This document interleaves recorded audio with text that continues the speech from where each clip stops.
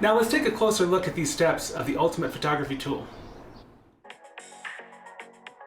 Step number 3, choose f-stop or aperture. Following step 2 of identifying your focus point, we need to consider depth of field, or more simply put, the depth of sharp focus within your image. Choosing a larger f-stop, that's an f-stop closer to 1.8, provides a shallower depth of field.